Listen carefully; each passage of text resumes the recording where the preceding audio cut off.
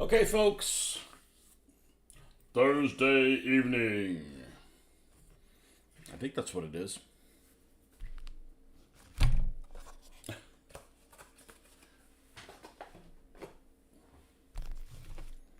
Back for some Thursday evening. All right. So this morning,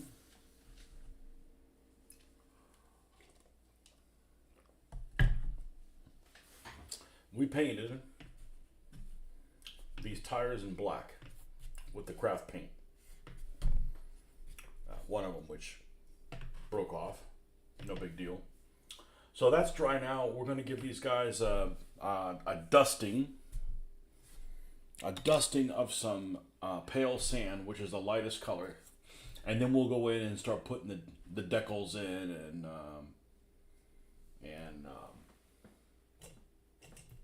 and the other stuff, whatever the hell it's called.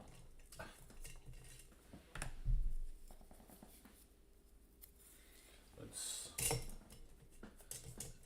see if there's any of these I don't have to. Now, the problem with washing all that dry, the dry brush really ruins a bunch of brushes, and then you got to go and you got to clean them. And well, I haven't done that. And then they'll be wet and I have to dry them out and stuff like that. So let's see if I've got something that's been cleaned more or less, or if not, just a new one that hasn't been violated yet. Although I don't think I have very many in that size that really fit that bill. Maybe this one. Maybe, let's see, maybe this one right here.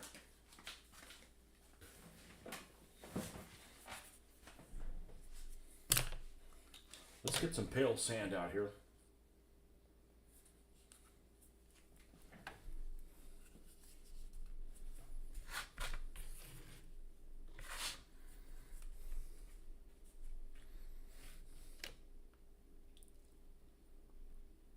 Put a bit out here.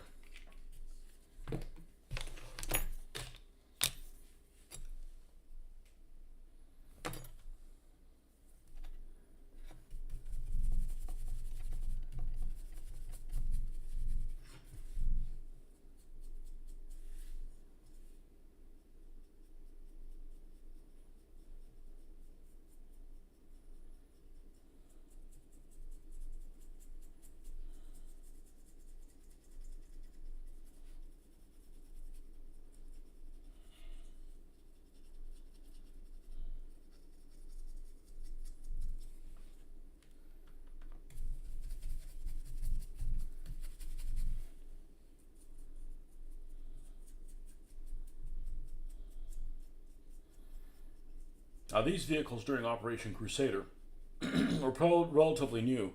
They had just gotten over to the desert, these Humber Mark IIs, and they were only issued to one unit, the 11th Hussars.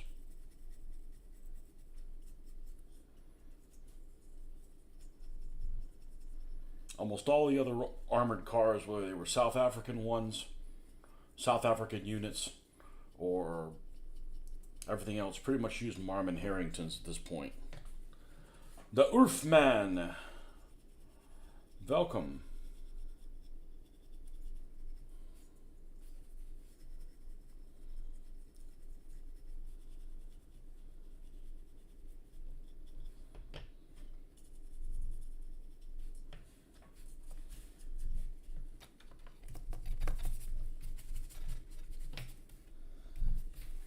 The Earthman cometh.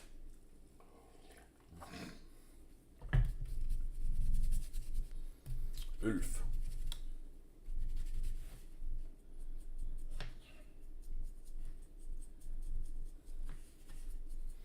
Does Waddington have good coat of arms, or you guys got like some horn player or something like that? Horatio horn player.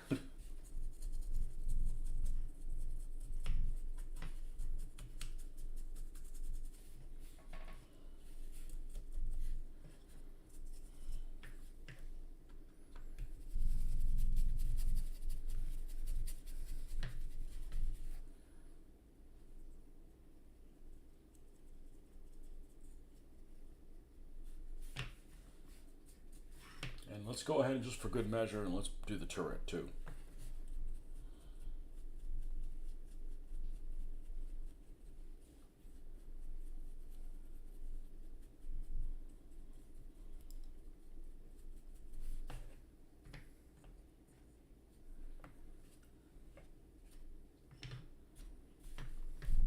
Did get both sides, right? Yeah, we might need to get in there with a smaller brush.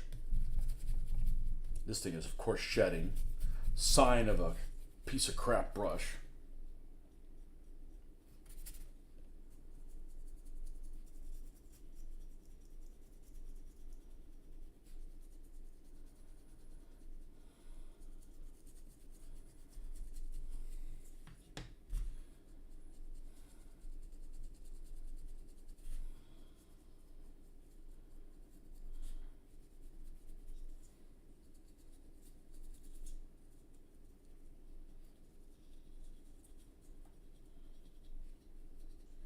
And these armored cars were not named.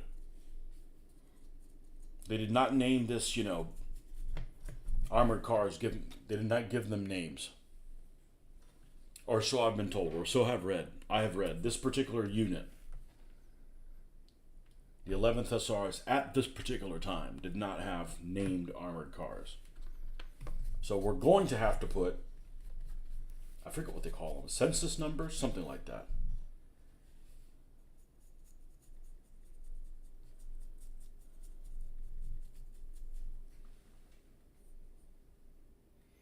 It just has some dicky birds on it. You dicky bird, you.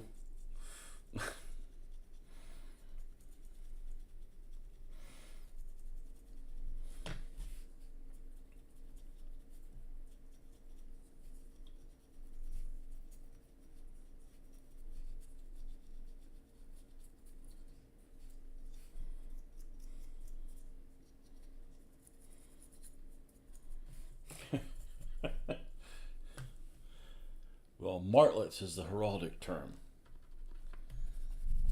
Pigeons. I wonder if anybody has pigeons on. Pigeons aren't very well respected, are they? I mean, I don't live in a built-up area, but I think pigeons are just they're like a nuisance creature.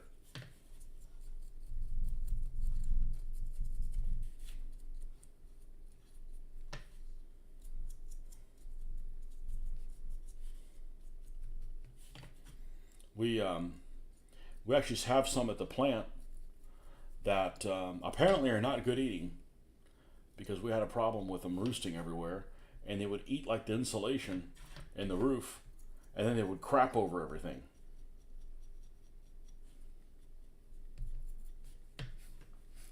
Have I started compiling my list of questions? No! God, no! No, I'm trying to survive this week, man. I had some guy that was following me like a shadow or whatever. Some guy, they brought one of the guys from the other plants that's supposed to do some of my stuff remotely. Pfft, it's going to be a shit show of unusual size. Now, I can't think about that stuff. I don't have that many questions.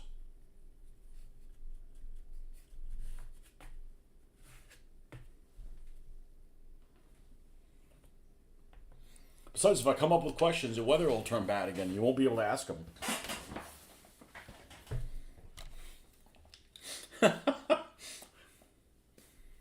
Hello from Tucson, Arizona. Welcome back. Der Landschneck. Willkommen. I got tired. How many years ago was that? 4 years? When I was painting those Landschnecks, and I was like, a million different freaking posts about that. And this Landschneck here and the Landschneck there, everywhere a Landschneck. I like painting them. Fruity looking dudes that didn't take shit from anybody. And it's funny because I was reading about some of the engagements in them. They were pretty badasses until they encountered the Swiss. And the Swiss were just like, on freaking like cocaine. Those guys were like unstoppable.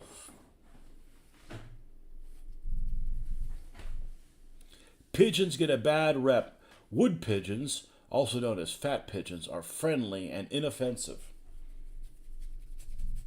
Well, the state bird of the state that I live in is a mockingbird, and I hate those animals.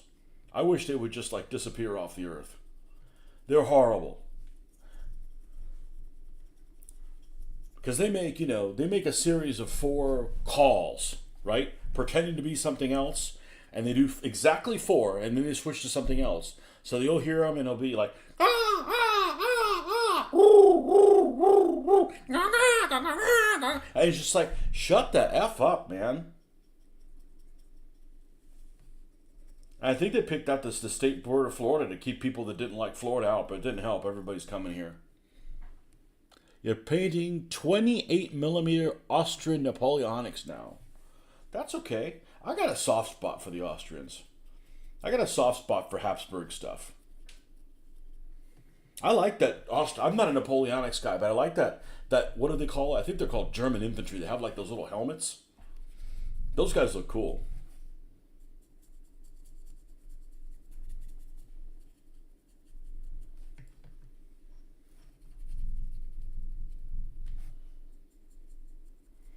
I hope I don't come back from Spain. I mean, assuming I get to go. Wanting to do some ancients and some medieval stuff. I do have a Spanish army, but I don't think that's going to be the case. I think I'm pretty safe from that. The last 15 millimeter figures I bought was medieval Spanish and grenadine. You know, the red syrup.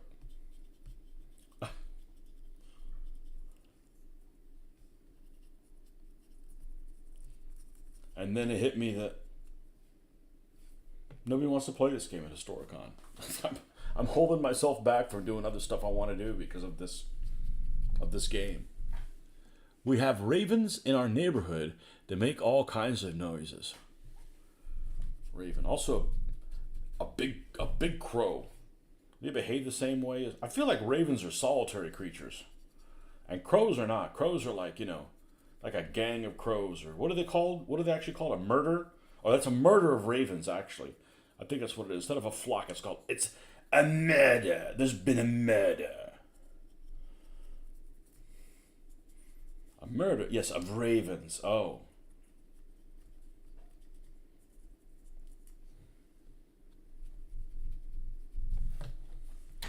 Nothing tops 40 ducks in a big huddle quacking, crapping, and scrapping over bird seed and frozen peas thrown out to them. Well, don't throw frozen peas out to them. One of the places that we used to stay when the Historicon was out in Fredericksburg, Virginia, there was this. It was like at this convention center, but it's like at this convention center, like kind of out in the open. It was like at the end of a road, and on this road was like shopping mall galore. It wasn't malls per se, but it's those town centers that they have here in the States where it's like a strip mall and it's all stores. So you'd like have like a Michael's and a TJ Maxx and a couple of things and a bookstore and something else. And that's all. And on the other side, it would be like all like chain store type places. And then at the end of this road, this convention center was just like somebody decided to build it like they're like out of nowhere. And there was 3 hotels that were at the end there by it. It was the Hampton Inn. I don't know what the other 2 is. We stayed at the Hampton Inn because it was the least expensive of them. And you could walk to the convention center. But there was this pond, a pond of unusual size that the geese loved to go to.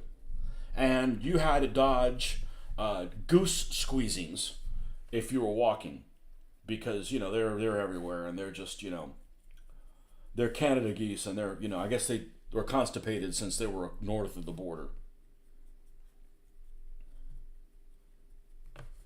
But yeah, I had to dodge those. Had to dodge those guys, or you're gonna step on something you don't want to step on.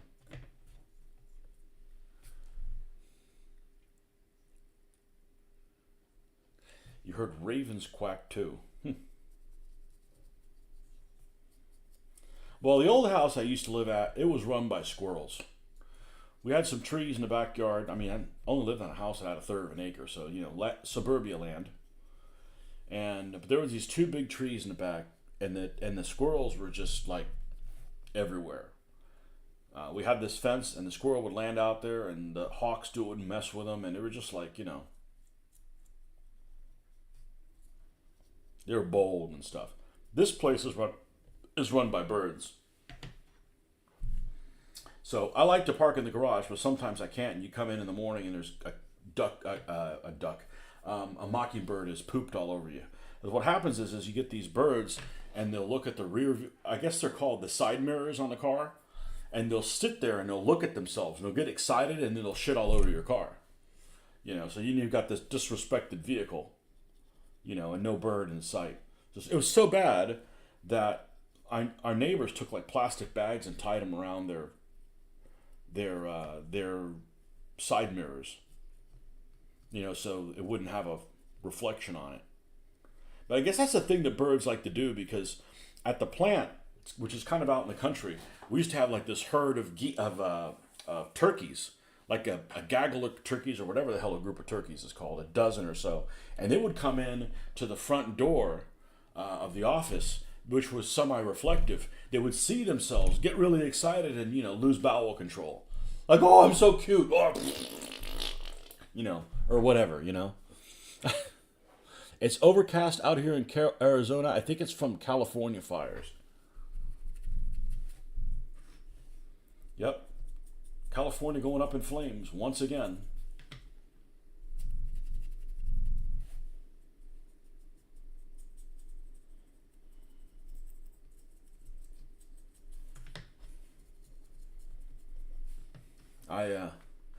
I found out about it by I was on my news feed, and all I could hear was people that were complaining about, why everybody was making such a big deal that famous people were losing their homes. That what about normal people that couldn't afford it or whatever? And I'm sitting there thinking, I'm not a famous person follower, anyways, but there's got to be a lot of people that follow these famous people for them to get so famous, right? And it's like, it'd be like I don't watch sports, but people complain, man, I can't believe that they pay, this guy however many $1 million a year just to do this silly thing. I said, well, you're part of if you don't like that, you're part of the problem if you watch that sport. Like,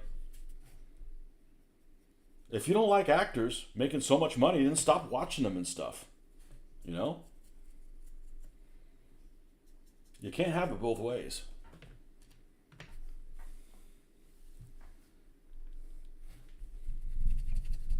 I don't know what kind of temperature there is in Arizona, but I bet it's warmer than it is here. And I like this time of the year here. It's wonderful. But the funny thing is I know many people that are more overweight than I am that absolutely can't stand the cold. And like, why, man? Like, you're naturally insulated. Like, I don't like the freaking heat when you're just sitting around and sweat's dripping off of you. Swamp ass weather. Like, I don't want that.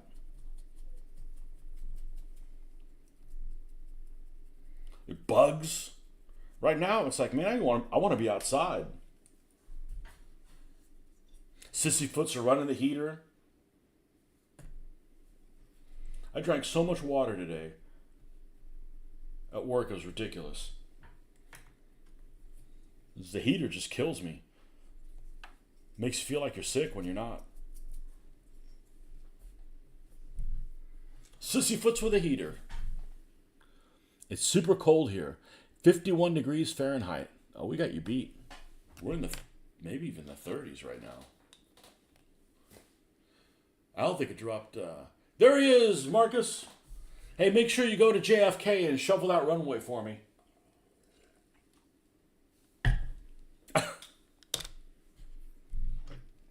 So I found a document. There's all kinds of hidden nuggets of stuff all over the internet.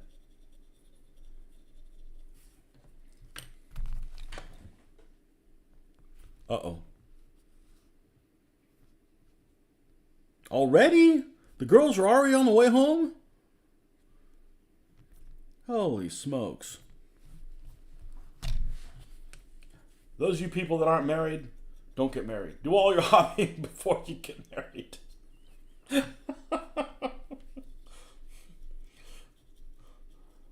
Ulf, keep slaying those women. Keep them off of your hobby time. Now, they come home and I feel bad that I'm over here talking to myself.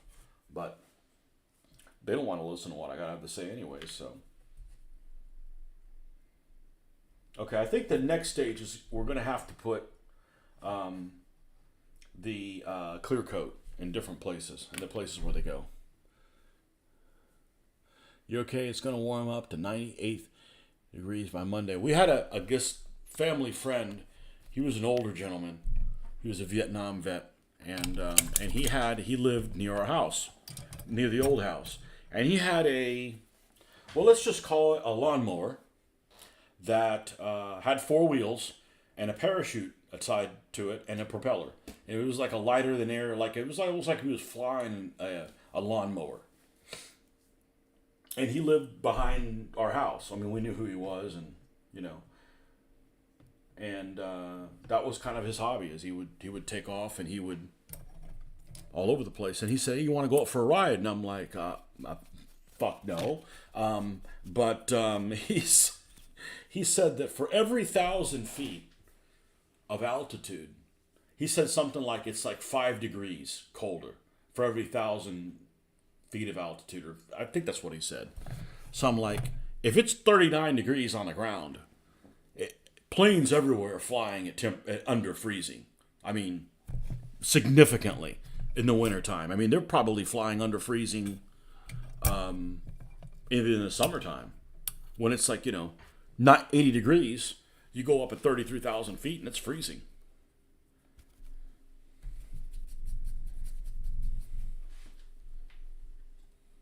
So we'll see. We are flying from here directly to JFK in the morning. And then we're spending all day at JFK. I think we're staying at a hotel at the airport so that we can relax. And then we don't fly out until like 7 or 8 o'clock at night on Tuesday. And it's a red eye all the way to London and to Heathrow. And we're supposed to arrive there at like 7:30 in the morning. And I told my wife, I said, you got to give me something to sleep because, between the jet lag and not getting any sleep and being nervous about flying, I mean, I'm actually fine once the plane's in the air and there's no turbulence. Like, I'm cool. It's not like I'm like, I don't like turbulence. I don't like those drops of air, those gusts, and I don't like that stuff. I don't have the stomach for it. Actually, I have the stomach for it. I don't have the mental for it. Not having the stomach for something makes it sound like you're going to make a mess in the aisle, but I'm on the other end of the spectrum. I'd be too scared to take a poop for like 3 weeks. Must be why people hot air balloon out here in the Arizona summers. Yeah, there's another thing I wouldn't do. No way. And I'm always floored by these people that do like these crazy activities.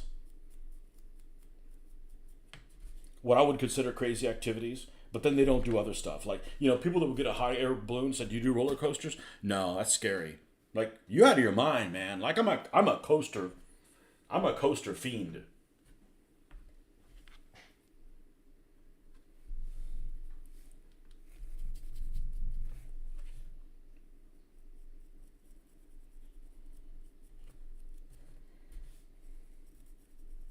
So for those of you in Britain, I actually contacted somebody in Britain. They happen to be in Britain to send me something, to order something, and they're kind of old school. It's not something they could send PDF. I gotta actually buy the thing, and it's something that costs £15 sterling, and with the shipping, it's more than double. And I was like, "What the hell happened?" And they said that the shipping prices to go to the U.S. are out of control. I said, "Well, I didn't vote for that, but that's been the case for a while. It might be even worse now, but That's crazy.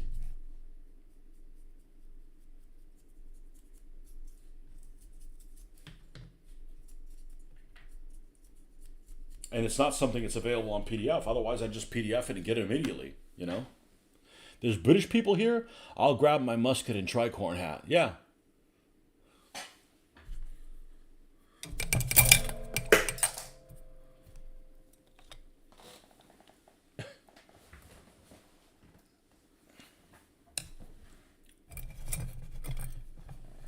Well, only Marcus and I are the only ones that do 20 millimeter stuff.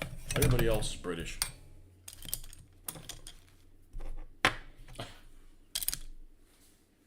The one true scale. All right, it's time to do some clear coats. So let's get my big old.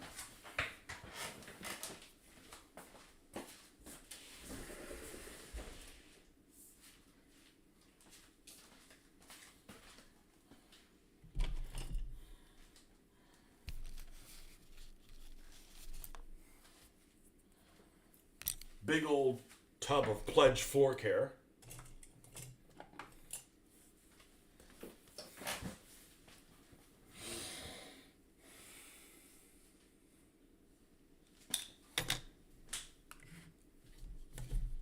Yeah, Britain, the land of toys. I'd go to a bunch of pubs and have their beer and then and then go, oh, the German stuff's better, and get thrown out of those places.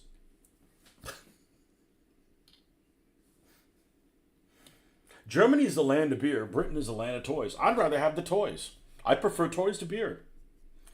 I don't get a hangover on these things.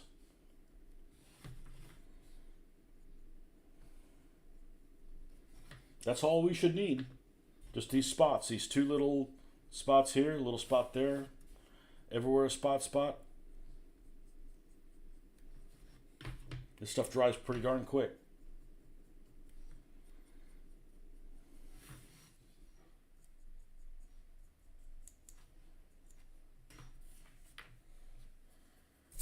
Rinse that out. I'm actually going to go ahead and rinse this because it's rather nasty. Be right back.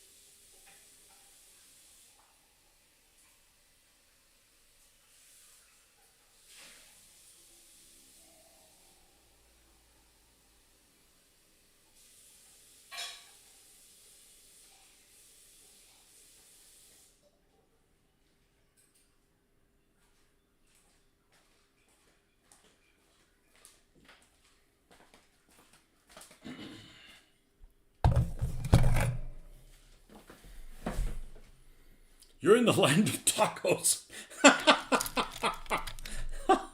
Well, we're building this construction site behind us, and and the guys that work hard, they're over there, building houses and stuff like that. And they're out there like on Thanksgiving Day, they're out there beating and everything, because the guys that are out there don't celebrate Thanksgiving, right? They don't celebrate throwing the damn Puritans out of their country because they never had them to begin with. But that is what Thanksgiving's about, right? Throwing the Puritans out. Anyhow, they're out there beating them all the time, and they're making like noise at like 6 o'clock in the morning and stuff like that. So I call them, oh, that's the Mexican woodpeckers that are back there.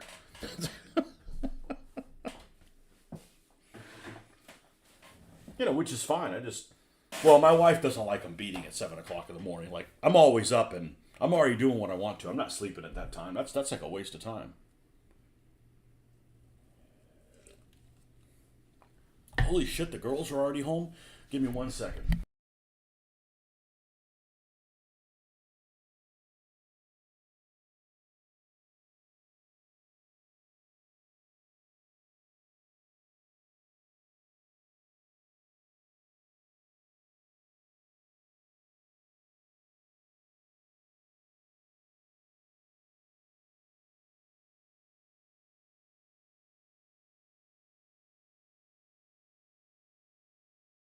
ahead and get these decals out here.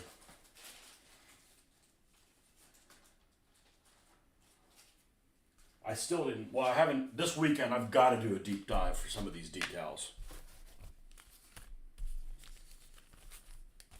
I'm looking for 7/6 split, 76 split red green. Green blue. Okay, there's some right here of the Alaran miniature ones. And how many vehicles is that? That's 3, so we need 1, 2, we need 6 of them. 1, 2, 3, 4. There's 4 there, and that sheet as well. So we'll need those, and then we'll need the little desert rat symbols.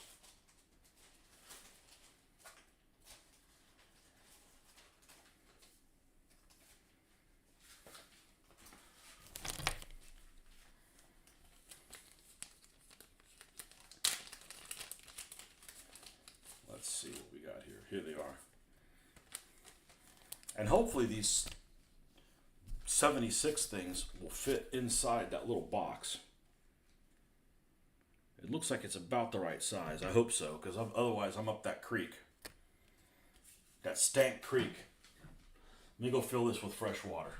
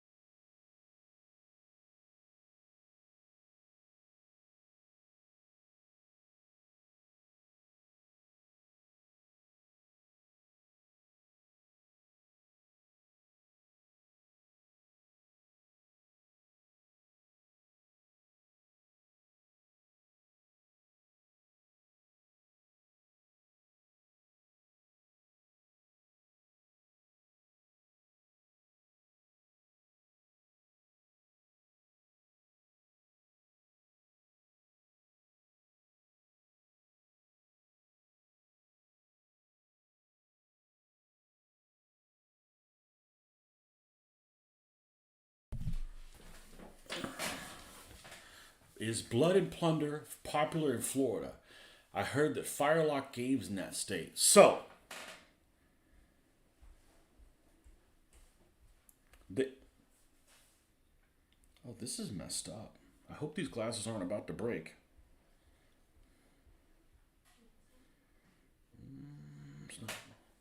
Let's not mess with that.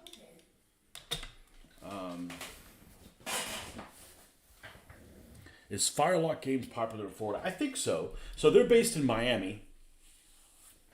I know one of the main guys in Florida.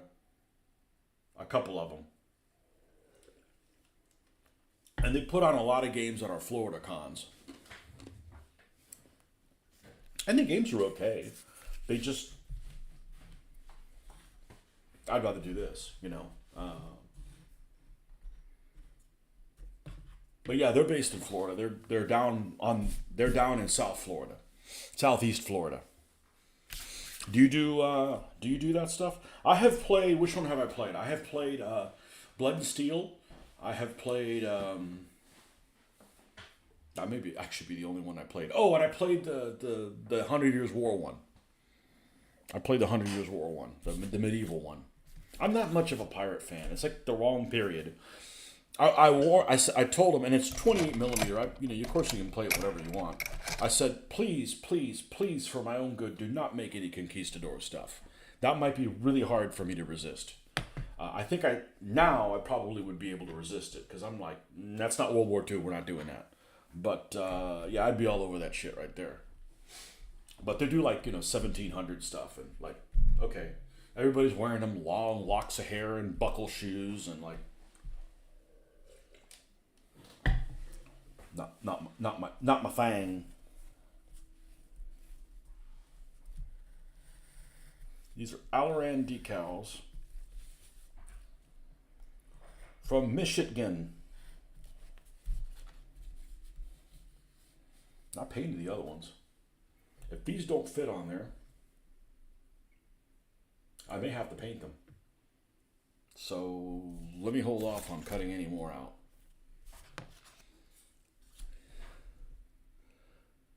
I have a few ships and crew for blood and plunder. I don't know what it is about pirates. It just never excited me. And I don't like anybody that has skulls. Like if you got skulls, like you're the bad guy.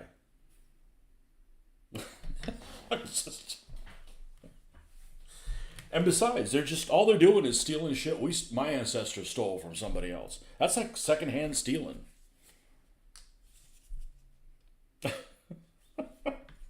I think I'm gonna have to paint the 76s on the back here. These are too damn small because they go on these like gas cans.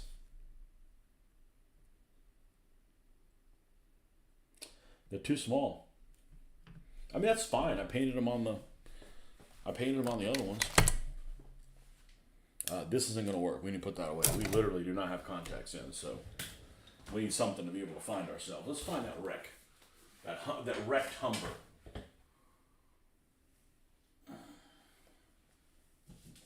And I don't mind hand painting things, but it does take time.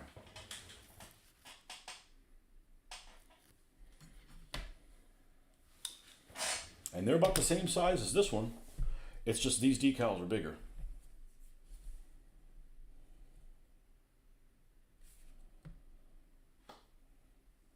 But we can get the Jeroboam that fits in there.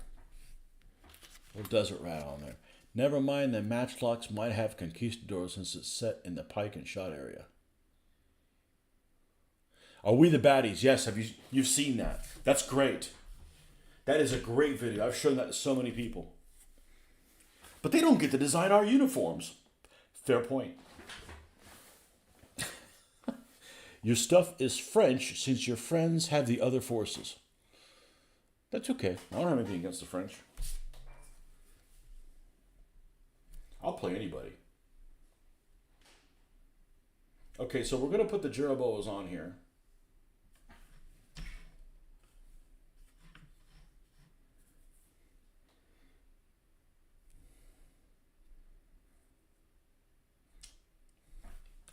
These really won't. Let me cut one out.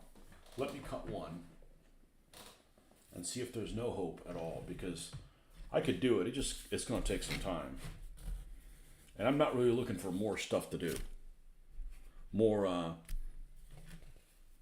overhead of attention.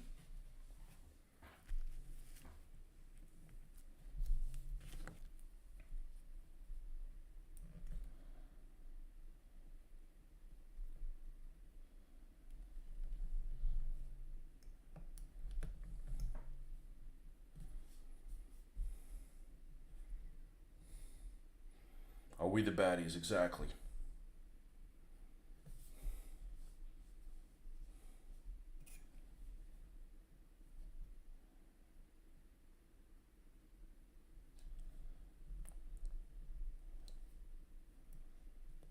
That's a great skit.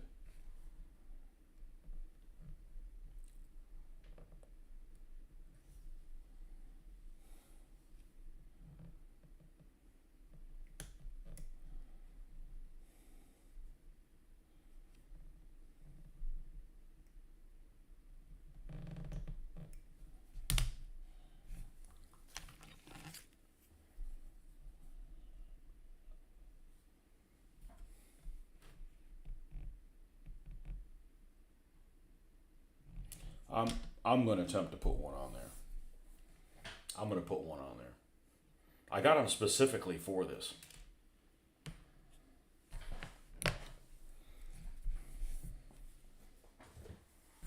Seems like all the decals that are coming out these days, all are, you have to cut out. They don't come cut around. That's a bit of a pain.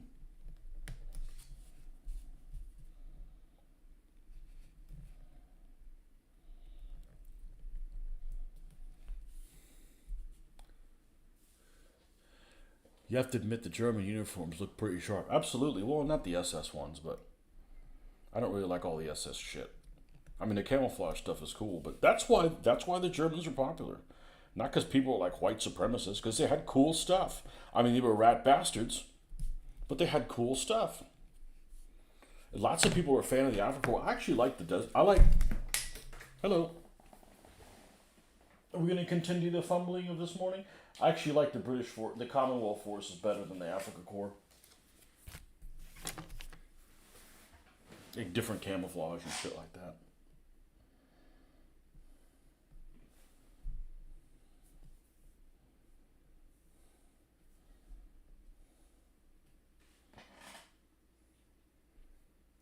All right. I'm just going to do those two and see how we get on with those before we commit. Bylock is going to do a Napoleonic game soon. I hope they cover the USMC versus the Barbary Pirates. Well, I mean, I played that. What is it? Steel and Iron, Steel and Blood, or Blood and Steel, or whatever it's called. And it's so generic that you could pretty much, if they don't make it, you could probably, invent it. As long as you're not trying to play something in like a tournament, you can do whatever you want, and it'd be just fine. I mean, I enjoyed the game. It didn't motivate me to read more about the history. I played like a Franco-Prussian game, and I think we played 2 Franco-Prussian games. And it's a good game. I just, different people look for different things out of different rule sets. And if I'm playing something historical, I want it to make me salivate about reading more about history of whatever period that is. And most games don't do that to me. So it's not like, other games do and that one doesn't. Most games don't.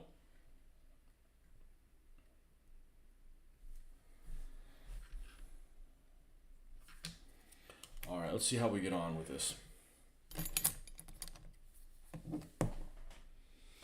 SS were bastards. I'm more fond of the Alpine camo and the ones they used on the Eastern Front.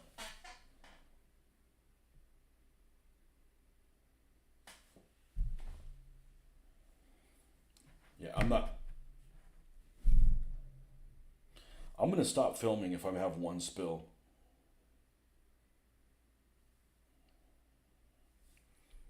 I'm going like from 53 to like 83. Like, what's going on?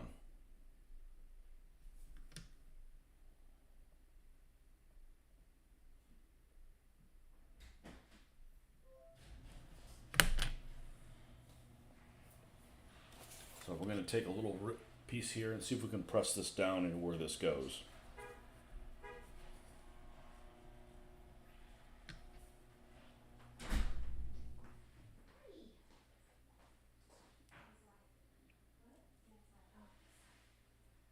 I think we can make it work.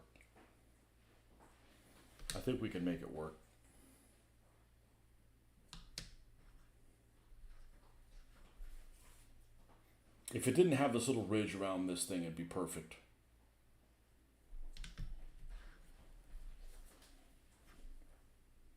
I think it's worth it not to have all that extra stuff on there. So I'm going to cut the other ones out.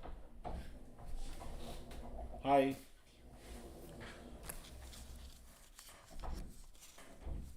I enjoy the Fat Electrician. What's your favorite YouTube channel?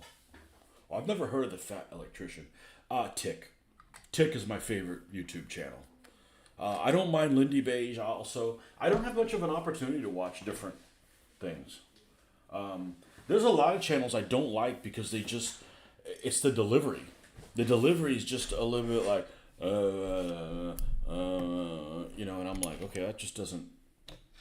And I don't watch a whole lot of YouTube because normally I would be doing this hobby and watching YouTube stuff. But the problem is if it has moving pictures and stuff, I distract easy. And I'll be like, and then I'm like, oh crap, my thing dried. So that doesn't really work for me.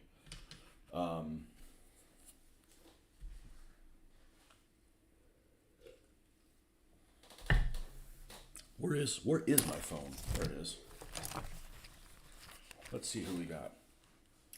Let me see who I've got on my.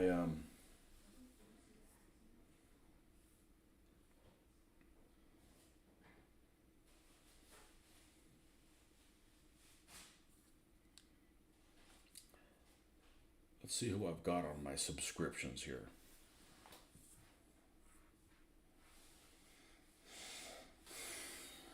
Favorite YouTube channel.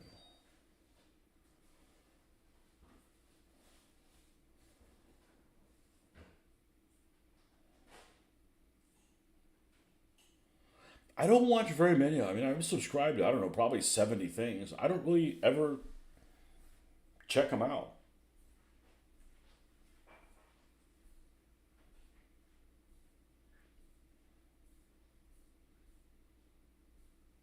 Um, I'll like watch one video and then be like, like I'm subscribed to Storm of Steel. I think I saw one of his videos, subscribed to his channel, never watched another one. I don't have anything against the guy. He just, you know, didn't do it. Oh, my favorite YouTube channel. Never mind. I realize what my favorite YouTube channel is, and I don't watch it very often. It's actually not even close. What the competition? This is in my opinion, the best YouTube channel out there. 3D Bot Maker. He's the one that does like fake racing with the Matchbox cars and the Hot Wheels cars. There's nothing better than that. That's some severe. That's a lot of work editing those. And I've said it before. He's in California. If he was in Florida, I would have already reached out to him and said, "Listen, I paint figures and stuff. How about I paint some of your stuff so your figures on your thing looks better, and you do all the filming shit. I don't want to like encroach on him or anything. I mean, he's freaking brilliant when it comes to that stuff. That's some of the funny stuff out there as well. If you guys haven't seen it, it is really amazing. The 3D Bot Maker. That's easily and also probably the channel that requires the most work. And if you don't know what this is, this guy makes these racetracks and he announces all the races just like it's a real race. And it's freaking hilarious. It's really, really good. It's really, really, really, really. It blows pretty much everybody away.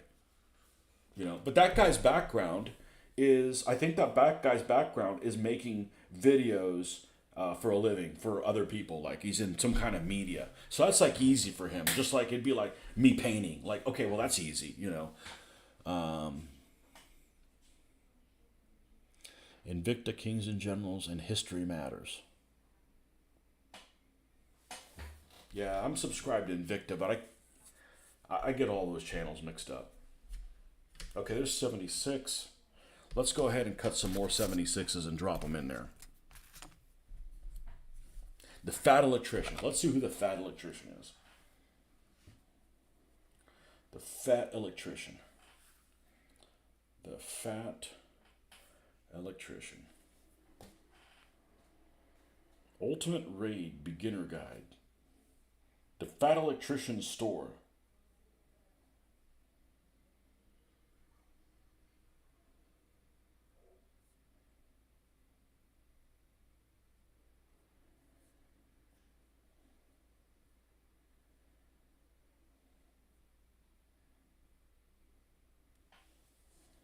I've never even heard of him. That's fine. He's never heard of me. I'll subscribe to him. Let's see what he's got. We'll check up something then. I'll report back, but you're gonna have to ask me. I probably wouldn't have checked him out yet. Post on American military history. Oh, that's it? I thought it was funny how he linked the Manhattan Project to the Waffle House. I had a hankering for the Waffle House a couple years ago, and then I went to one. I'm like, I don't think I'll go to one again. I don't like places where you smell like a skillet when you leave.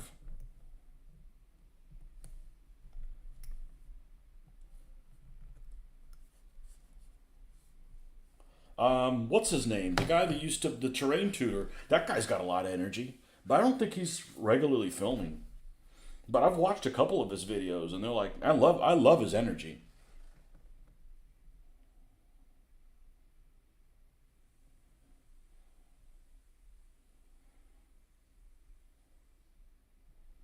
And it's got to be people that I can understand pretty well, because there's some folks out there that I just can't understand them.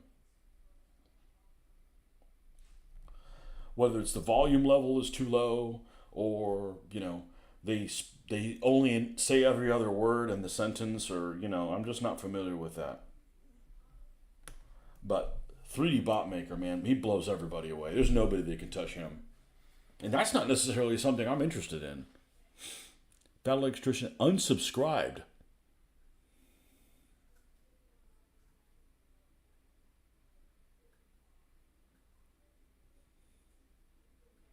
Unsubscribed. There's a channel called Unsubscribed. Oh, wow. Unsubscribed. Unsubscribed.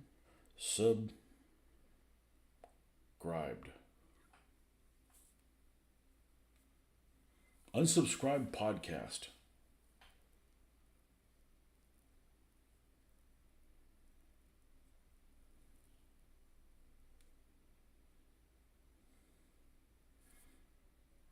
Okay, looks like the fat electrician's in part of that. Okay. Donut operator's secret Nickelodeon past. And okay, like that's like all over the place. Yeah, I really don't watch stuff very very often because um,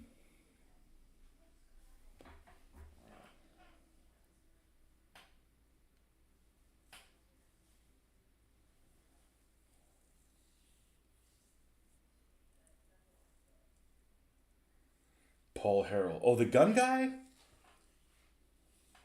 Did he? I've watched some of his videos. Um, yeah, I haven't watched firearms videos in a long time. Hickok 45.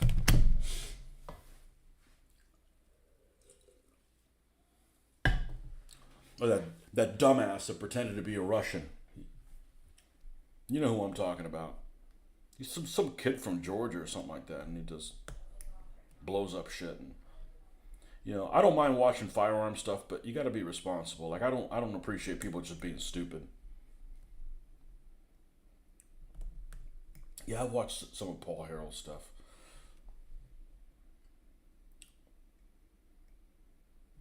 I wonder if you guys in Europe can even are allowed to see those videos.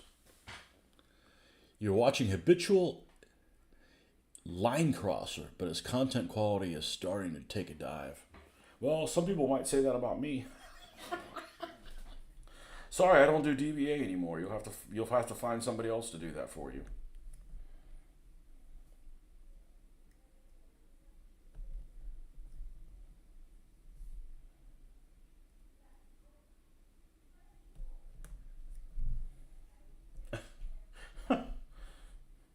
Habitual line crosser. Here's the line. I'm crossing it. I'm gonna cross that line. You ain't gonna stop me from doing nothing. FPS Russia. Yeah, that guy's. I think he got somebody hurt really bad or something like that. I want to say that was one of his things.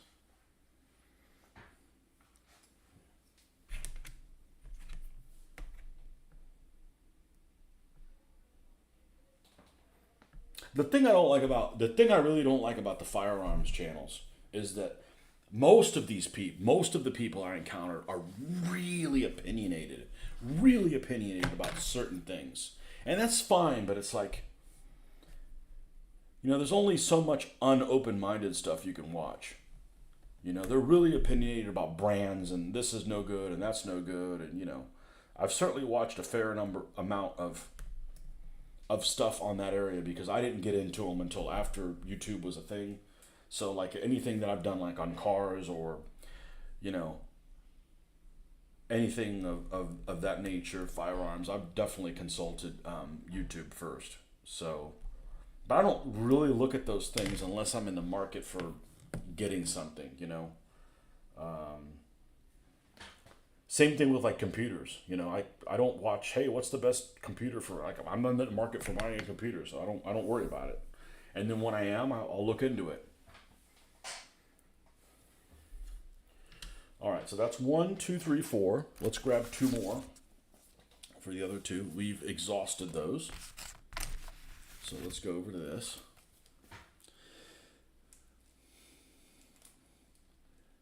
Not many people play it anymore. Well, it depends what area you're in, you know? I I mean I think the people that I used to play with still play it, but you know, they don't they don't promote it the way I was promoting it. And you know, I was just really frustrated that I was promoting it as much as I was, and it wasn't getting any traction. And it wasn't like that was a bit that big of an issue because we were enjoying playing it. But then you'd get people that didn't know anything about it and it would keep derailing the train. Like I'm doing this stuff to kind of it's fun, and so people will deal with the hurdle of trying to learn the system. And if these guys would just come in and just naysayers and like, oh, I think the rules mean this, and they've never played a game, and then you'd have to try to get the lemmings from going off the cliff. It just got old, and it was keeping me from doing this, and that's fine because it made me learn like I don't care to play things at conventions. I'll just do what I want to do, and if you don't like it, well, it's not a problem because I didn't invite you to come over, so you don't get to play, and that's not necessarily why nobody's come over to play this. I'm not ready to do games, but I'm going to do my thing, and that's what I'm going to do, and that's I'm not trying to convert anybody.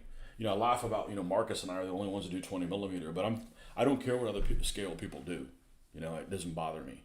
If you want to base your figures in white, go right ahead, but don't expect me to do it. Like I'm happy doing things the way I am, and sometimes I'll see something that somebody else does, like yeah, it's a good idea, but you don't have to do it the same way I do it. I don't care. I'm taller than 5'9". I really don't care. I really don't care. Whatever you want to do, I'm not on a crusade.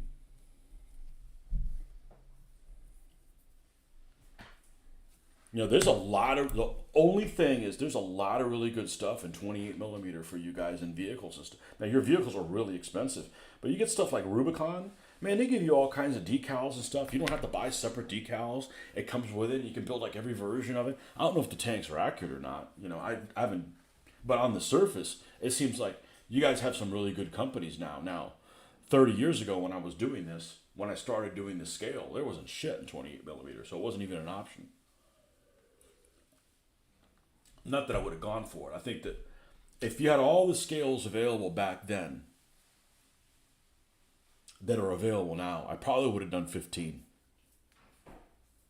I probably would have done 15 millimeter. Just because I could stand them being a little smaller and still do skirmish. I could stand them being a little bit smaller so you could see a little bit more of the field of view. If you want to paint the underside of your vehicles, it's okay. I know one person that does. I did not paint the underside of this vehicle. I do paint the underside of the vehicles black. I don't leave the underside of the vehicle unpainted. That's actually evil. It's painted black. When I prime, everything gets primed. Yes, that's actually evil.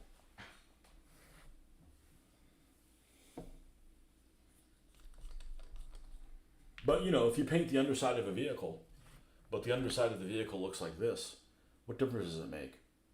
Right? I mean, you're not gonna. It's got these big old holes in there.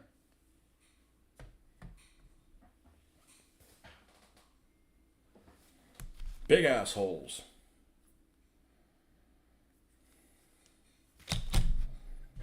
All right, let's get this.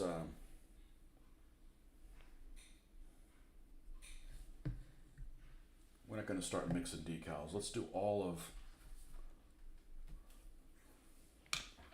this decal marker, and then we'll. Oh, I did put a Jeroboa out here. Okay, well, I guess we can. I guess we can do one.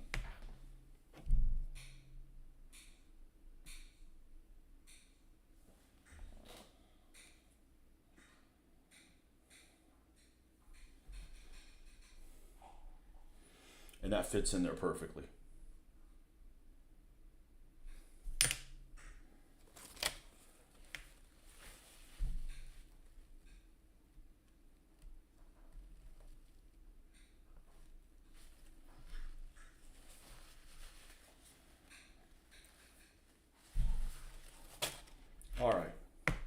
The 76 goes on the front fender up here, caddy corner.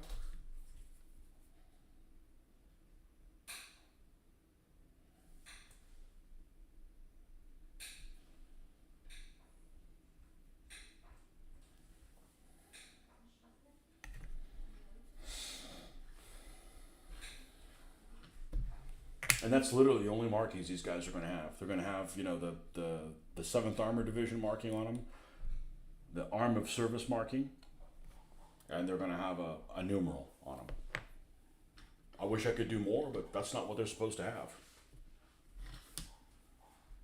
And I mean, I could paint them like later on where they had some splotch camo, but I don't want to for this time period.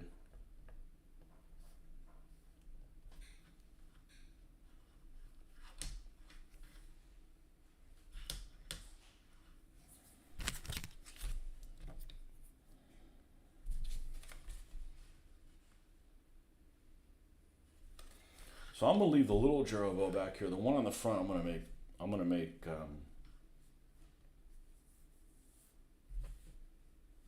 which one of these did I do? Oh, it's none of these. It's the one from the other decal set.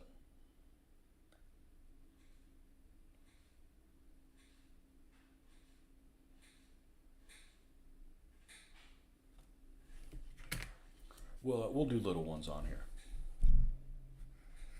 Just be consistent. So that's two.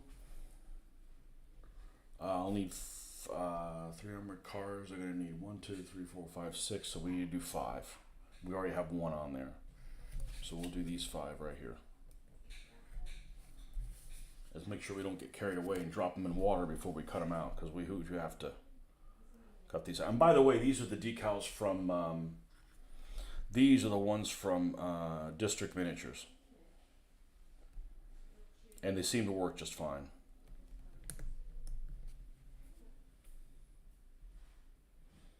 You won't paint the bottoms of LCVPs. For organization purposes, OCD is a hell of a drug. I agree, Chad's prints have that issue for me, but they were so nice. Just get my order this week. I also added a Hummel and an ammo carrier for Night Sky. Yeah, just don't drop your Night Sky thing on the ground like I did. It's alright. Shit happens.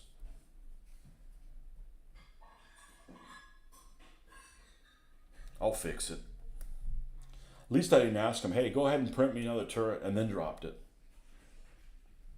It'd be alright.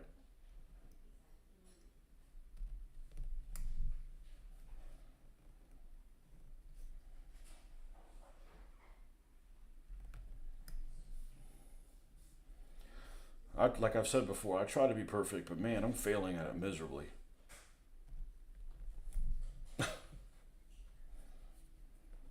I'd just rather make different mistakes.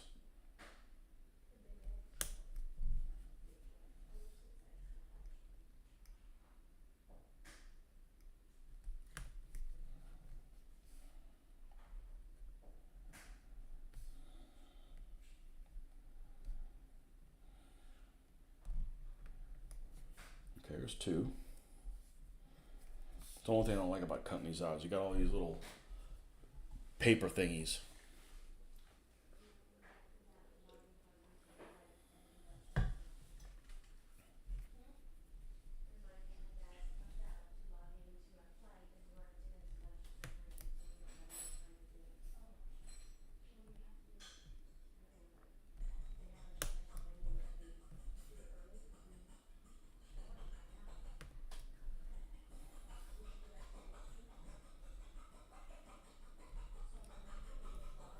Three.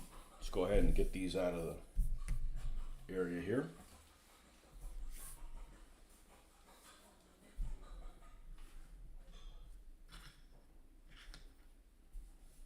You know what? It might actually look funny with a small gerbil up front. Let's, because this is a big area. There I don't really have a choice. Let's put one of them. Let's just test one of them and just see how that works out. And meanwhile, we'll go and put these other ones too. Happy little accident. Yeah, I'd rather have different little accidents. You know, the accidents I'm having now is vision related to vision. I get in this tunnel vision. Like I start knocking things down, and I'm like, and I'm not even in a hurry. Like this will get done when it gets done, and that's when it gets done, and I don't care how long it takes. But I knocked my Panzer IV that was here. I was wearing long sleeves this morning because it was cold, and it was sitting here at the edge. And I reached over here, and that knocked it down before I went online, and the turret fell off. And I'm like, son of a bitch. And I'm like, oh, it didn't break, but it chipped off a little bit of the front of the barrel. And I'm like, oh, I should be able to find it here. Forget that. I mean, I got on my hands and knees, and I couldn't find anything. So it's just annoying to have it break now when it's like almost done. If it happened at the beginning, I'm like, okay, well, whatever. I'll get a different one. It's not that noticeable, but it's just frustrating.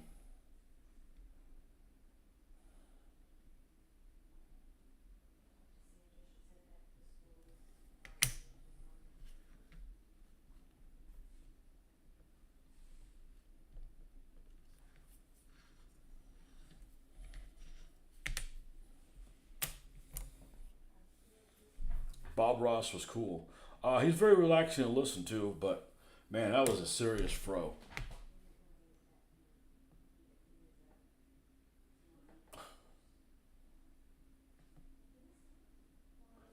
But he did have a very relaxing meter. And honestly, he painted pretty quick.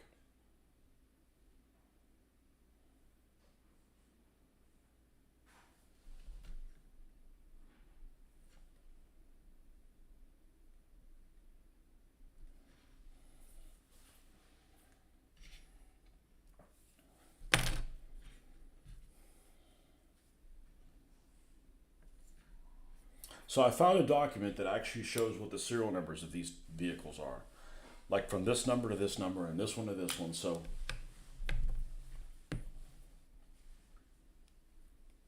we're going to attempt to make these serial numbers some that are, because I got to have some kind of markings to make them individual. I can't use nicknames. I didn't use them. I mean, I could, but I just choose not to.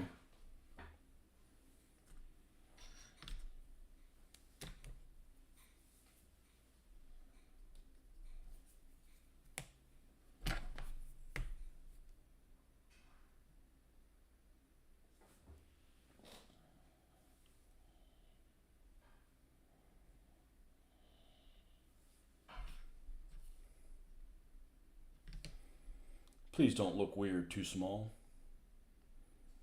That I want to use these little ones. I don't want to save them for like a tank that's even bigger. I'm actually okay with it being. Well, let me look at it at a distance.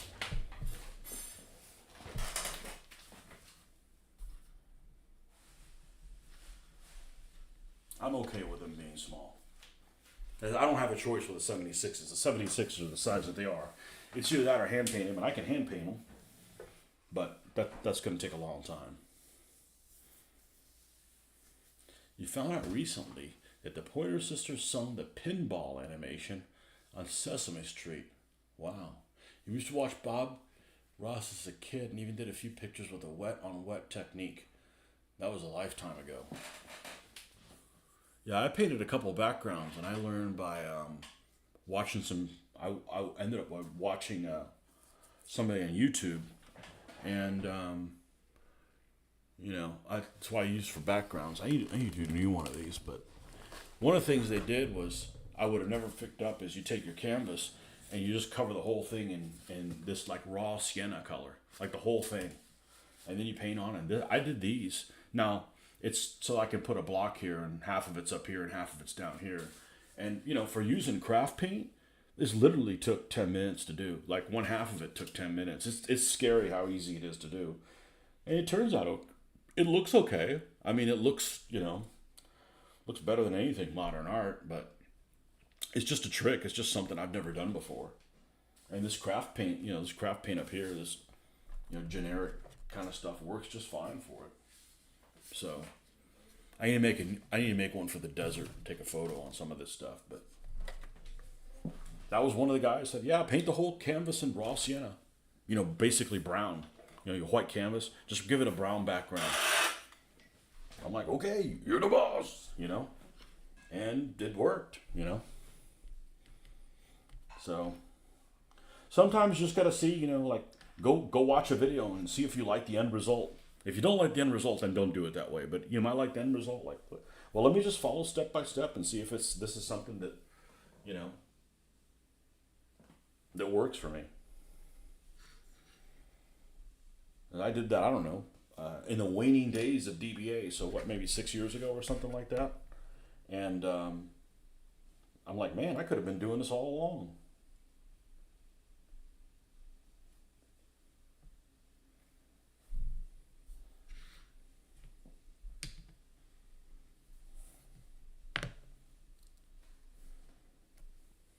I'm not sure I know which the pinball music is.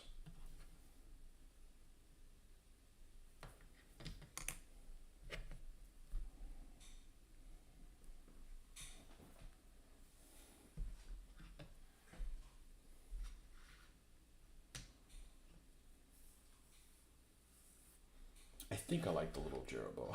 It's second guessing yourself. Yeah, it's got to be the small one there. I don't have a choice. I do not have a choice. Let's do this. Let's hedge bets.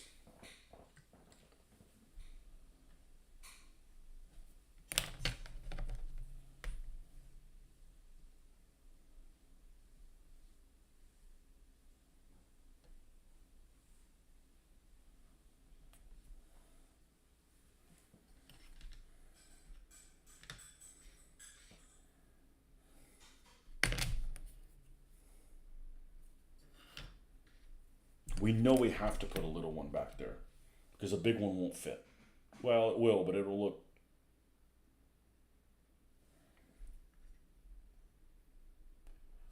oversized like the 76. So we'll put it there. Okay, we got another one. We'll put that one on the third one back here. Gotta go. Okay, time to cook.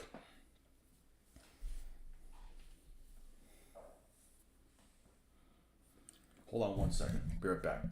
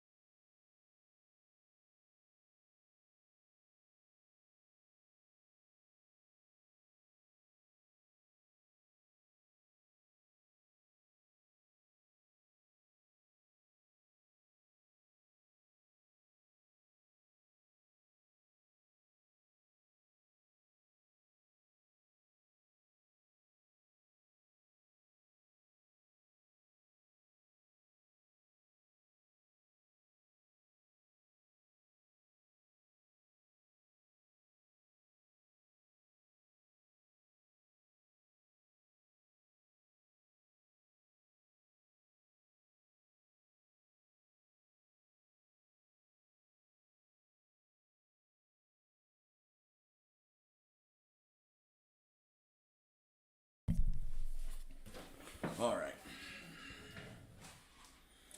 Rogue Heroes is coming out this season. Yeah, it's coming out. I think the day before we fly out. I think it comes out on Sunday, the 12th. Right? Is that the 12th? I think it comes out the 12th. I didn't really like it. I'll watch it, but I didn't really like it. So then I went back and I watched one of the channels. Operations, I think it was the Operations Room, did a thing on one of the raids. And, of course, Hollyweird always has to change reality. It's like, oh, we'll make it different. We'll make it better. And they didn't make it better, but they combined like two of the raids in one. Because I just saw it recently. My daughter and I watched it.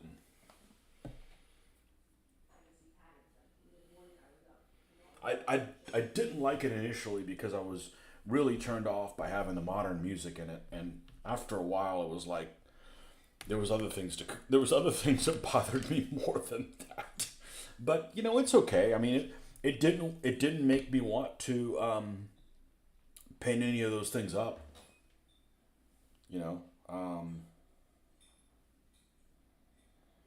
But one of the raids. So if you watch Rogue Heroes, one of the raids,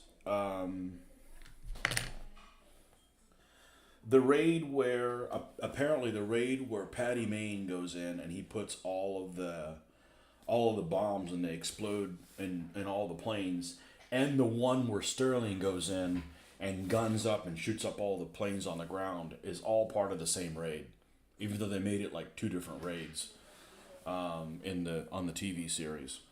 But in that raid, all the planes on the ground were CR-42s, is what this video said. All Italian. CR-42s are little biplane looking things. Kind of cute. They look like those Henschels that they used before the Stukas. Henschel 129s? I want to say it was Henschel 129s. And CR-42 Falcos?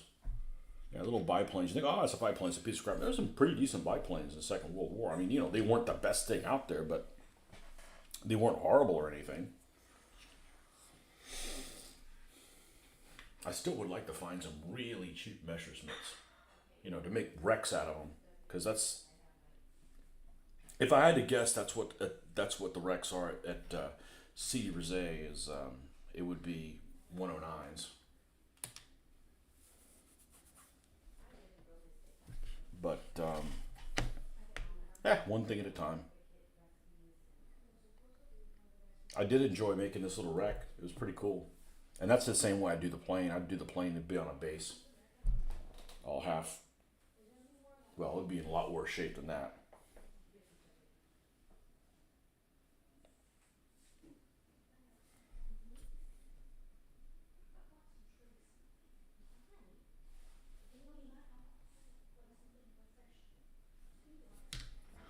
And then the other one's up here in the front corner.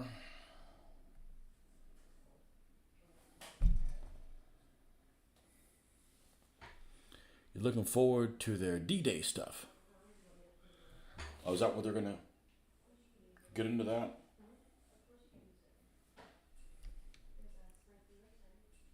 I know, I'm reading this book about North Africa. What's it called? Army at Dawn. And it's got some crazy ass scenarios that I've never even heard about before. Like right now they're in Tunisia, and it's all from like American units. There's combats that don't involve American units, but it focuses basically like where the Americans were. Hey, I didn't write the book. That's what the guy wanted to focus on. So like they're in Tunisia, and there's this one action they were just talking about these Stuarts that went in action for the first time, and they laid an ambush for a bunch of Panzer IIIs and IVs. And some pretty interesting scenarios.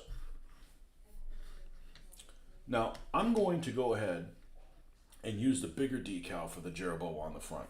It's, the same size as the 76. Okay, and we'll just save these smaller ones for later use. So I'm going to go ahead and put these in here so they don't disappear. I'll go ahead and use these, the same District Miniatures. Now, District Miniatures decals, what's really good about them is the shipping on them. They're $5 a sheet, and the shipping was like, I ordered 2 sheets and the shipping was $1.79. I'm like, that's what I like. I don't want to pay for, shipping. I didn't order more decal sheets because I didn't know if they were worth a damn. Well, I can tell you that they're worth a damn. They're good. I actually like them better than the Alaran. The Alaran are a bit transparent sometimes when they don't need to be. Okay, we need 3. Here's 3 right here. They come only in 2 sizes, the larger ones or the smaller ones. So this is a lot of Desert Rat decals for $5. So.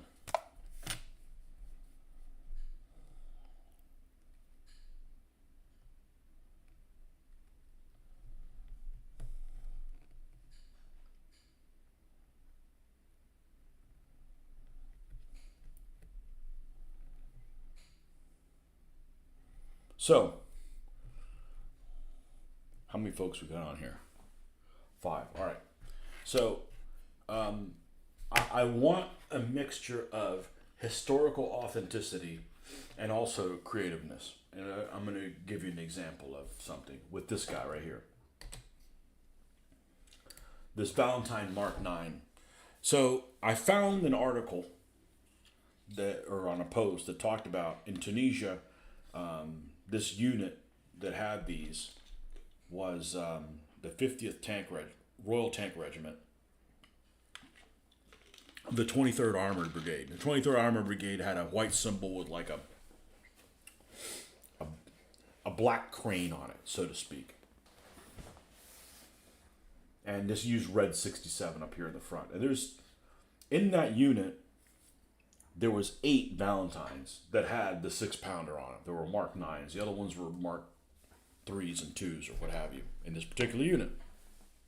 Hey, Rick, that impression of the wild turkey seeing their reflection and releasing their bowels was hilarious. Oh, I'm glad you're playing catch-up. Yeah, they made a mess. Turkey squeezins. So there's only 8 of these Valentines in that unit that had the 6-pounder. The rest of them are, not state-of-the-art.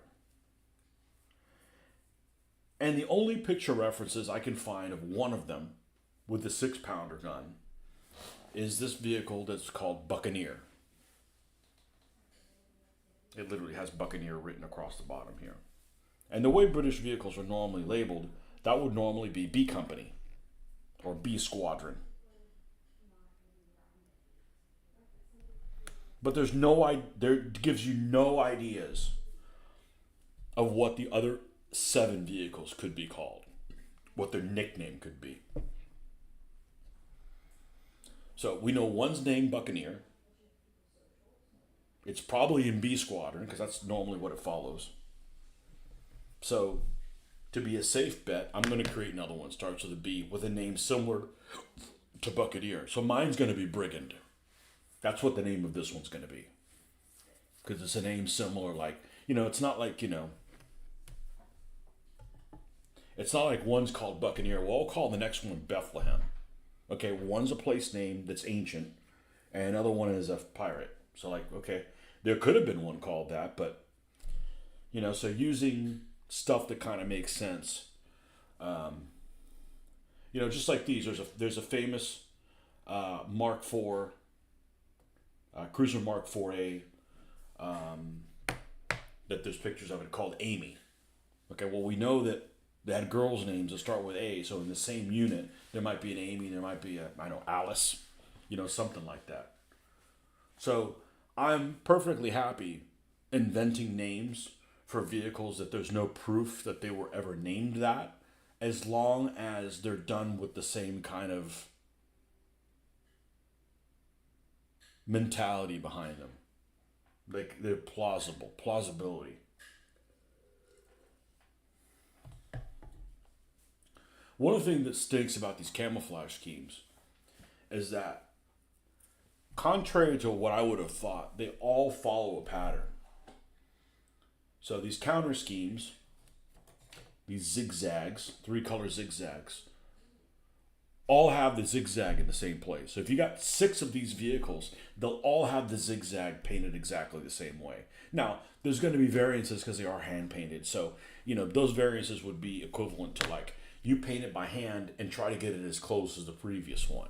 And yeah, if you're off by a 16th of an inch there, or, even less in other places, that just happens. But you're going to have all these vehicles are going to look exactly the same. And that's apparently really common in a lot of things. Spitfires. Spitfires, I have a model of a Spitfire Mark 1, if I ever get around to finishing it. It's got the wood brown and the green camouflage on it, for like Battle of Britain. They didn't paint them however the hell you wanted to. There was basically like 2 schemes. So it was either this pattern or the other pattern. And they literally had like these, at the factory, they had these, what do you call them? Stencil. And that's where this color went over here and this one went over there. And there was like a couple different variations on the Spitfire. Some vehicles sometimes had 2 or 3 different variations. It wasn't just like, hey, have these 3 colors and have fun with it. It was like, it was specifically done to be a certain way. So like this Valentine had this camouflage like that. So if I did all 6 of them and they all were camouflage, they all should have the same camouflage. Which is kind of lame, but it is what it is. So this is going to be Brigand. So that just seems reasonable to me.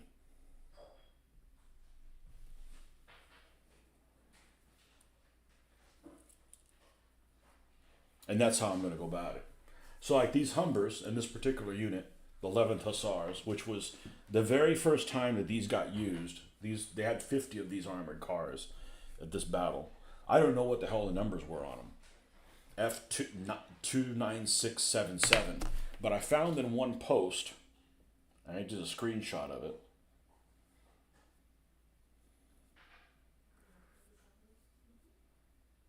What happened to that Paul Harrell guy? He didn't shoot himself, did he? I hope not.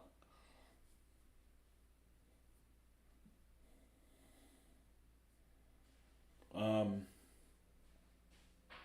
look at the screenshots here. This guy listed all the Humber armored cars and what their serial number codes are, their whatever, their WDs. Do not have contract numbers. Census numbers.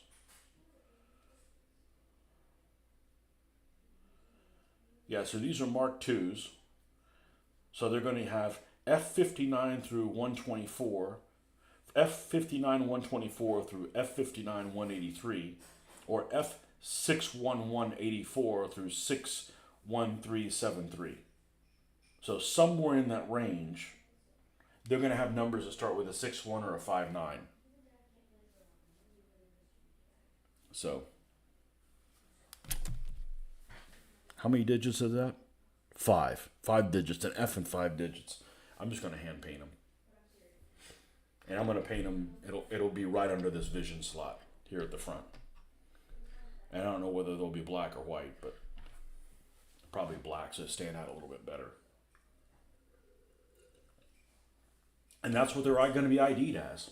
And I'm probably going to put squadron markings on them, whether they're a triangle or a square or a circle or something like that.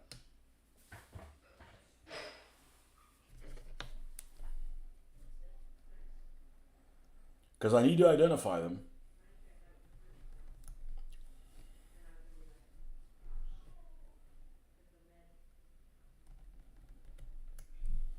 Oh, I did have something else for you, Rick, assuming you're still on. Because you're the king of this. Uh-oh. What the hell are you the king of, other than making milkshakes? Well, that's really loud. Yeah, don't get me in trouble.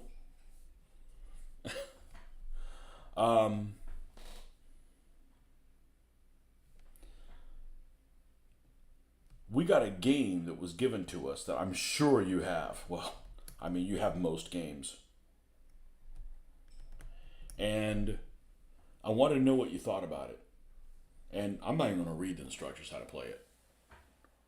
I'm not going to read the instructions how to play it. I'm just going to watch a YouTube video. Now, I got a game given to me by someone that doesn't know what kind of games I like. And we tried to figure out how to play it 3 or 4 years ago. And it made my freaking head hurt. And it was, what was it called? Villainous. It was like a Disney villain game. And it was like, oh my God, like, we couldn't figure out how to play it. And I watched the video, it was just a pain in the ass. So that's not the game I wanted to play. It was called Azul. You would call it Azul, like the Ghostbusters god. Azul. Blue. Any good? I'm sure you have it. I'm sure you played it. I bet money you played it.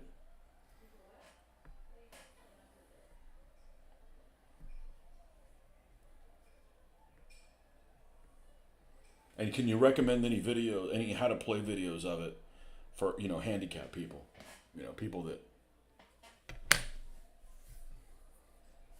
because you're the king of like board games because you have a ton of them. And you do a fairly good job of explaining them.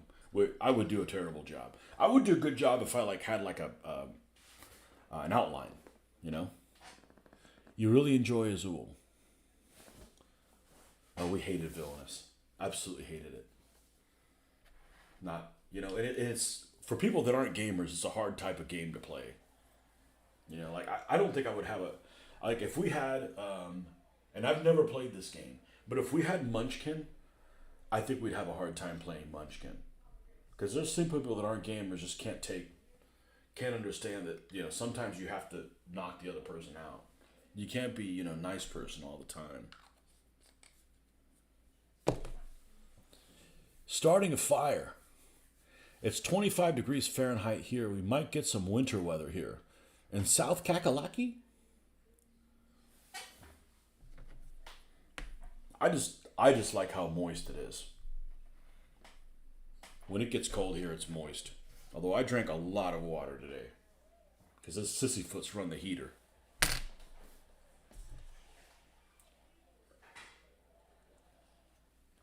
I don't mean here, I mean at work. We don't run the heater here.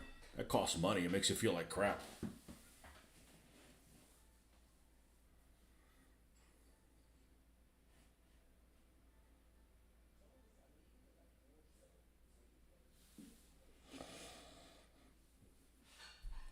So anyways, these don't look... So this is what I want to show the folks this morning, and there was like nobody on here.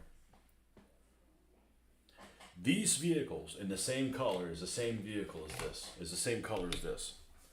This was originally this.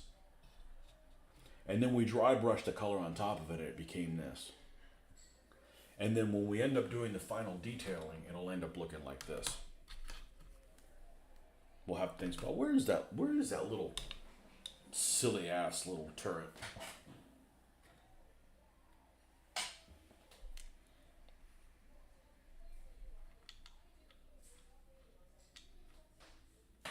Yeah, so this finish will end up looking like this. Like this is way too dark.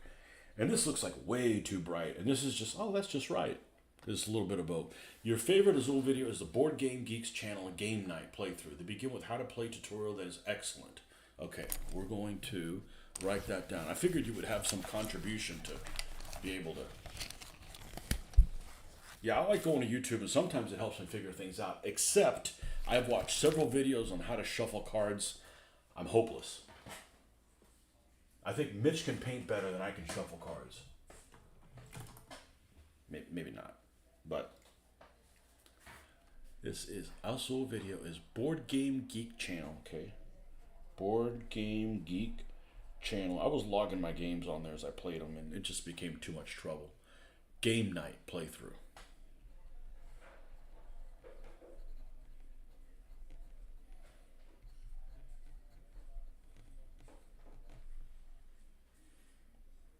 Okay. We will check that out before we attempt to do anything. Um, there's a fair number of board games that I like that don't even involve combat. I know that's kind of hard to believe. My favorite one that I can think of right this second that doesn't involve combat is this one by, I want to say it's an Avalon Hill game. One day I want to see you shuffle on cam. No, you do not. No, no, I suck at it. I suck at it. I'm really good at rolling dice though. Um,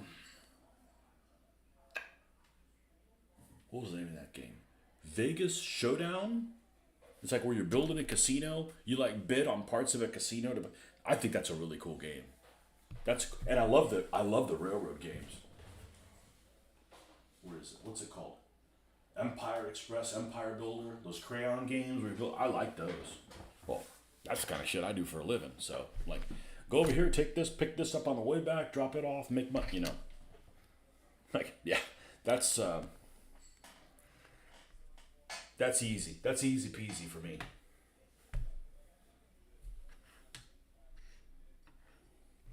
Easy peasy. Yeah, you do not want to see me shuffle cards.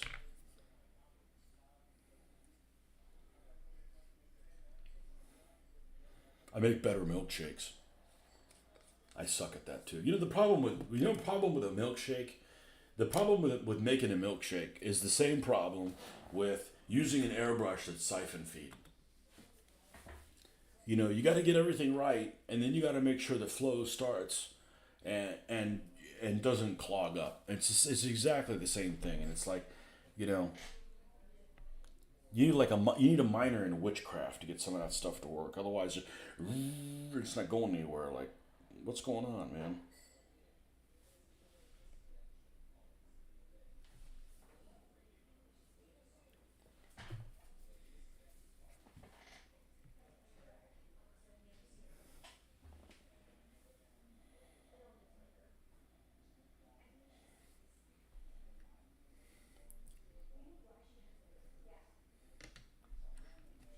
But the thing I really don't like about card shuffling is that I don't think you get a good distribution.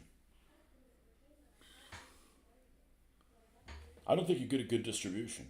I mean, unless you have a die that's just really messed up, you're going to get a much better distribution with the dice. Now, what I do like is because I'm kind of the skirmish game I play is really meant to be used to make cards. You make a card for each action for the figure. You shuffle them, you put them in a stack, and that's how you get them out. But I think that what I do using the chits and then you scramble the bag and then you pull something out of the bag, that's like the best distribution you could get. Because they're all in there, and it's just a matter of which one comes out. Now, the games that I think are really, really good, like Vegas Showdown, I think that's what it's called. Vegas Showdown's a really good game. One of the games that I guess it's a combat game, but it's kind of unique, and they made several of them. I've only played one version of them. Is called Wallenstein, and Wallenstein is a really cool, almost like a risk-based game. However, um, it's kind of unique because you have this board that kind of starts like Risk. You draw cards depending on how many players you are, and that's the territories you could start your game on. And that one in particular is just basically Renaissance Germany. So you've got like zones, just like Risk. You got this zone might be blue, and it's got 4 or 5 zones, and this one next to him is red. It's got 5 or 6 zones, and this other one's purple, and this other one's brown, and all that kind of stuff. And you draw cards to see where your starting positions are.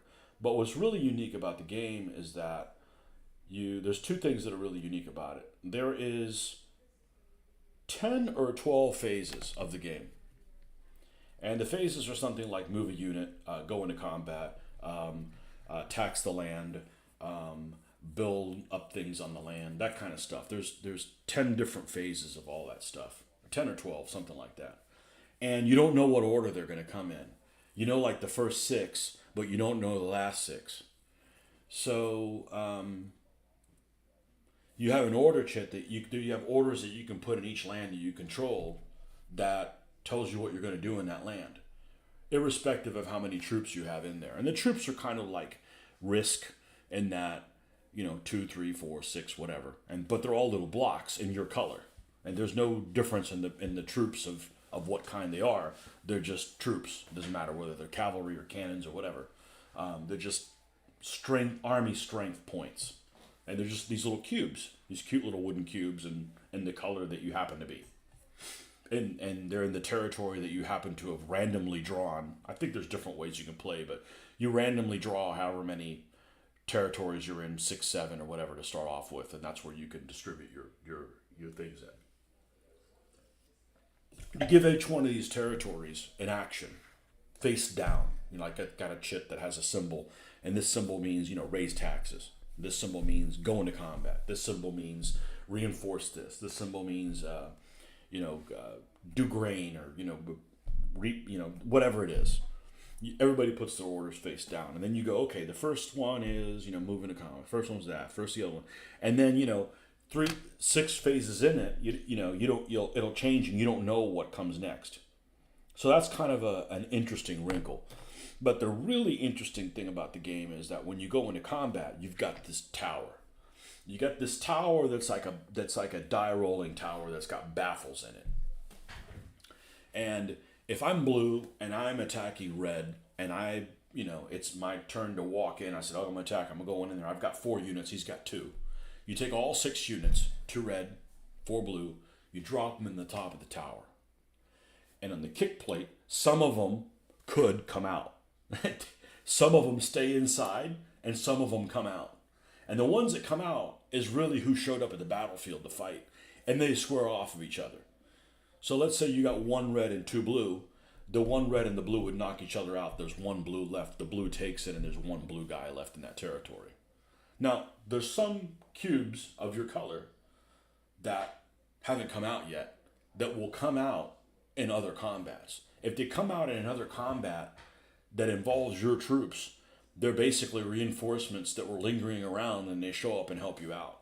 If they come out in a combat that doesn't involve your troops, like if, say, you're blue and red, you fought them, and some blue guys are left in there, and then the next combat phase, it's red and brown fight each other, and a blue one comes out, he just gets discarded. It basically means army showed up in the battlefield and they were hungry, so they moved off somewhere else, and they disappear. But it's a really interesting combat mechanism that has this nice random. There's no dice in it, which is unusual for me to like a game that has no dice in it. But actually, Vegas Showdown doesn't have any dice either.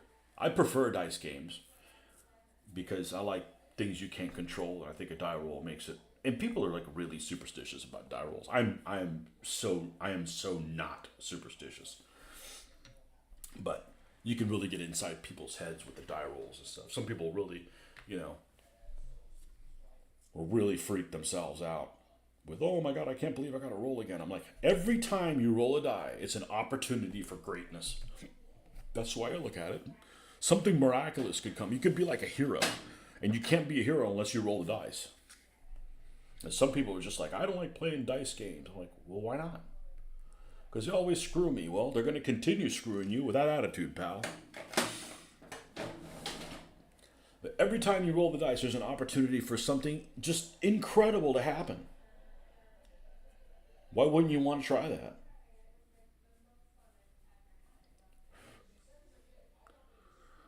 Not like we're asking you to do the truffle shuffle. We're not the Goonies. Man, I only saw that movie one time. Not my 80s movie of choice.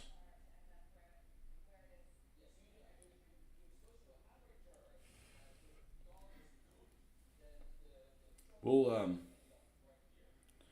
we're gonna let that percolate. All right, one of the command vehicles is gonna be one of these with the.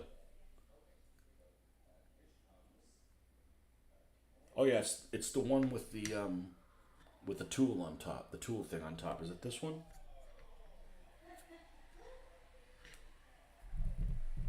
Yeah, it's this one. So one of the broken tires is a commander.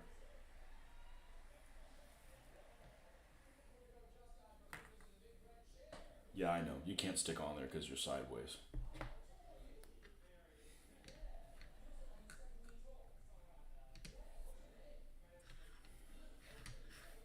Okay, so this is as far as we're going to end up getting tonight. Because the family needs me to... We got to pick out our dinners or something like that on our transatlantic flight. What is my 80s movie of choice? Raiders of the Lost Ark. It's not even close. Raiders of the Lost Ark. If it says, what's your favorite movie? It'd be that one. That's my favorite movie. It's got everything in it, except that damn RPG that shouldn't have been in there. If they just eliminated the RPG, everything in it is pretty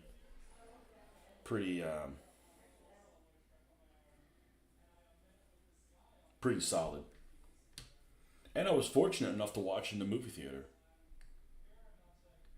And it's funny because I'm like, it was a friend of mine's like, hey, we're going to watch Raiders of the Lost Ark. I go, what the hell's that about? I don't know. I'm thinking, what, like some freaking Noah or something like that? There's going to be two of every animal? Like, I don't know anything about the Ark of the Covenant. Never heard of it before. I'm 10 years old. I don't know anything about that.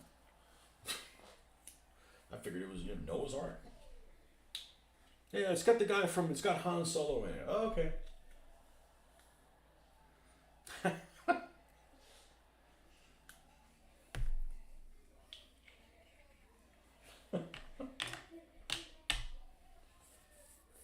Easy one.